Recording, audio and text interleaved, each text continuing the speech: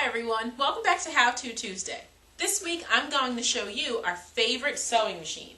This is the Janome MyStyle 100 and it's what we use in all of our classes, camps, and workshops. Some of you might already know about this machine because you use it each week here with us. So I'm going to show you how to thread this machine in case you decide that you want to purchase one for yourself, or if you're interested in coming in for a class or a workshop with me, you'll know what you're getting into. So get ready, we're about to learn how to thread a sewing machine. Threading your Janome MyStyle 100 is a pretty easy task as long as you can count to the number 4. There are 4 steps involved and a 5th if you include catching your bobbin. I'll show you how to do steps 1 through 4 and then we'll go over the technique of catching your bobbin. We're going to start up top here with our thread arm. Our thread arm has a little white disc on it called a thread cap. Let's take the thread cap off and then place our spool of thread onto the thread arm. You then put the thread cap back. That holds your thread in place while you sew. We're going to head over to step number 1, which is right here. There's a flat silver piece with the number 1 on it. You bring your thread underneath step 1. The other part of step 1 is to bring your thread down this first slit right here. There's a small arrow right here that has the number 2 on it, and it's pointing in the up direction.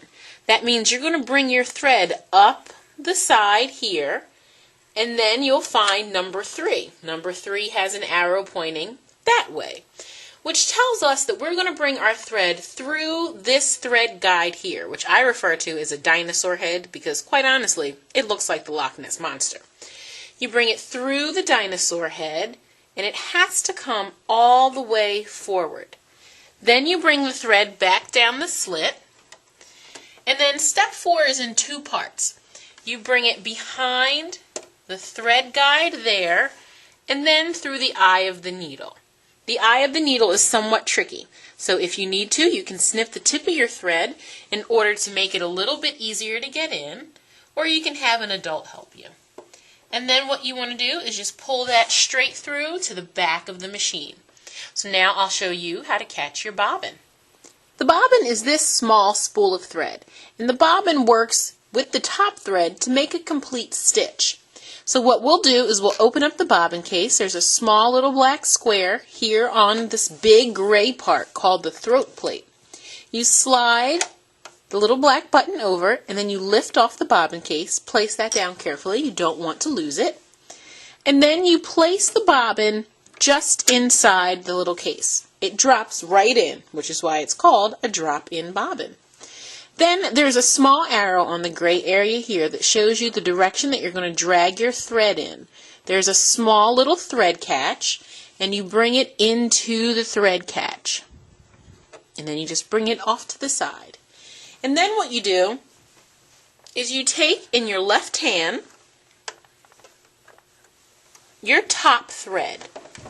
You're going to hold that. Then at the same time what you're going to do is you're going to turn your flywheel, which is the wheel on the side of the sewing machine, and at the same time you're going to gently pull that top thread until the loop of the bobbin thread pops up.